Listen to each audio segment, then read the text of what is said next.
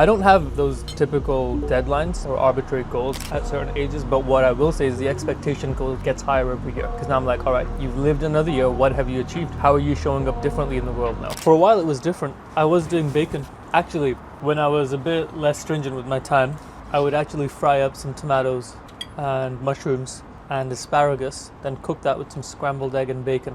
First content day. Are you excited? I have no real plan of what I'm going to be doing. You got your tattoo appointment? Man, it would be cool to get the Ray-Ban recording glasses. I have thought about that. How much are they? Maybe a few hundred. It's a little bit weird because you only see obviously what you can see, so you're never in the scene. So I've seen a guy who does do a lot of content with it, and he uses his hands to gesticulate, so it's a bit more engaging. Otherwise it's just like a POV vision. The sun is intense. Yeah, I'm enjoying it. Yeah, man, it's nice. We were wanting to get some color I love how I finish my food like in 2 seconds. a good 5 minutes before you. I think it's more than that. I think so too. Close, like 7 minutes, I think. Yeah, this is what they tune in for, the listeners. Guys, write in if Matt is eating his food too fast now. Someone's probably timed it on my fan base. What are some of the biggest challenges you've had at the moment? I'll tell you what it is. It's dealing with liabilities. Like You the flat. being a massive liability. How have I been a liability?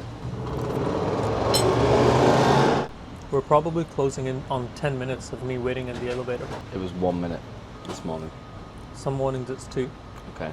Accumulatively. We're probably at 10 minutes. Man, how do I even begin to start my apology? Well, I'm ready for it. Now of all days is a good time. Given that I also have less time left than you, my time is more precious. Because you have less time left than me. Yeah, I'm 4 years older. I got less time left. Okay. There have been a few minutes of your time that I've taken. What difference has that made? Because that I can work out in half the time that I actually need anyway. So what's that 1 minute going to do for you at the gym? Because we leave at the same time anyway. At the gym, yeah. You know what? It doesn't matter. We don't need to get into it. It's just an inconvenience. That's not the apology you were hoping for. I don't imagine. I'm really sorry. So, you're doing a full day of recording today? Yeah, I guess so. Do you have any plans for the AM? Huh? For like the morning sesh? Not as of yet. What about you? I've probably got 2 or 3 reels already sorted. From the gym? I'm from some freeform ones I've been in. Oh, because you got to schedule all the week's content. Yeah, so I need let's say, I'm not going to use the videography work today because he's going to have to film and edit that. Yeah, he's going to be a while. So we were supposed to do pod and get a few reels from that. Yeah. Did their filming not work for the pod yesterday? No. So that makes up for the time by the list? What do you mean makes up for it?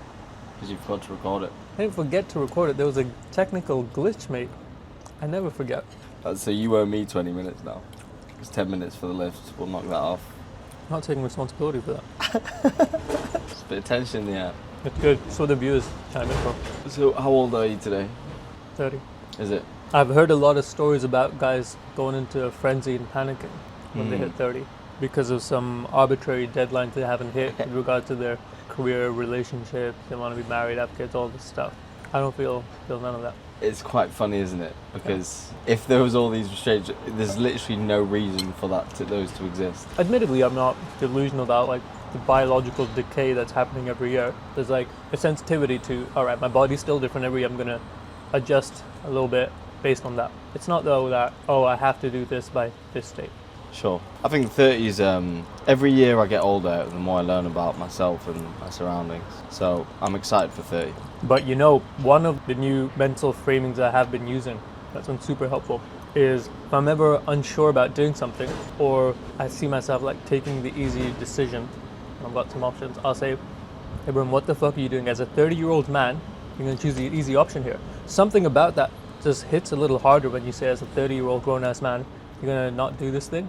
Is there anything that you can think of recently that you've applied this to? The getting up was 100% part of that, on time, consistently every day. Because when I frame it that way, I'm like, what the fuck am I doing? How is this even a question about getting up on time? Especially when I'm watching John Stevenson's videos and he's doing that at 19. That really puts it into perspective. I don't have those typical deadlines or arbitrary goals at certain ages, but what I will say is the expectation goal gets higher every year. Because now I'm like, all right, you've lived another year, what have you achieved? How are you showing up differently in the world now? Is that like a self-inflicted expectation? Yeah, but it's like a standard. Because I'm like, I can't just be like stalling and plateauing every year. It keeps me reflecting, thinking, all right, I've lived another year, what have I learned then? So it keeps you urgent, Yeah, 100%. which is nice. Because that would be the worst thing, is to hit your next birthday and be like, wait a minute, I did nothing this entire year. I'm in the exact same spot. Nothing worse for me than that. So looking back on the last year, what are some things that you're going to do differently this year? A new, Cut you out. Matt, I'm glad you brought this up.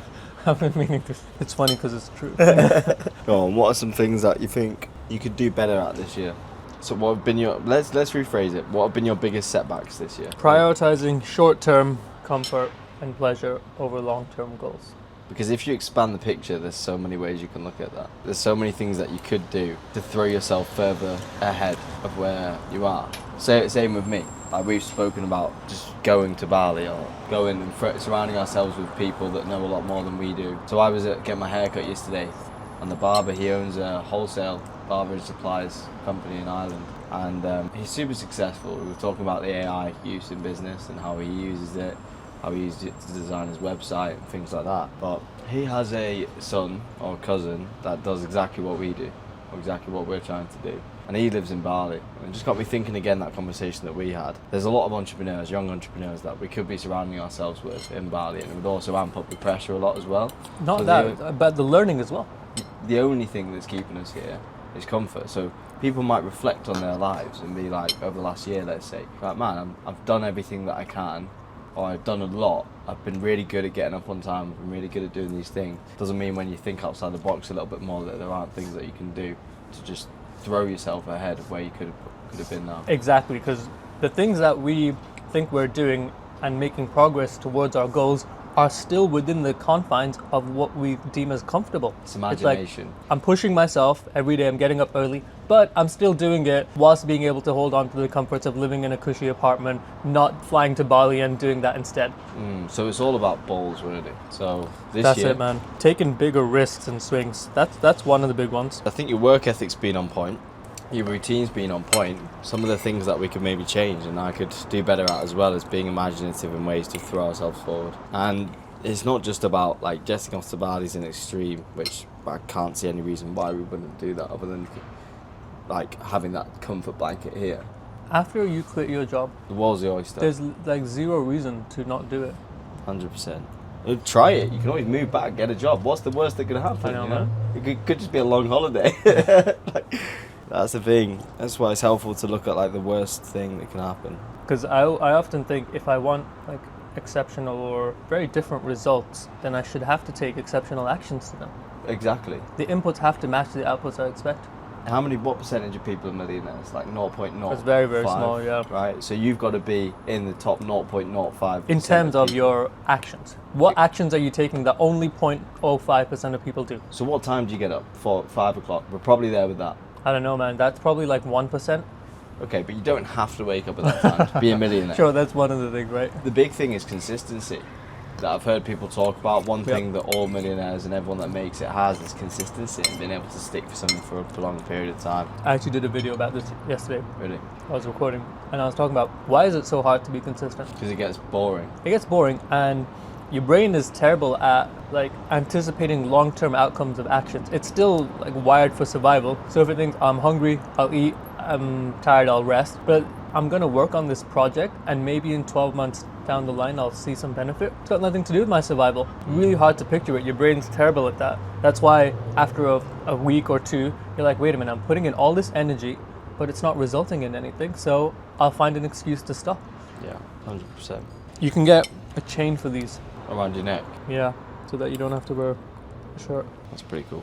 Because this is annoying. Not having to clip it on. No, just having to wear a shirt in this heat. Realistically, it's probably not a huge concern living in Manchester. I think the trousers don't help either. I'm sweating now. There's no breeze here, man.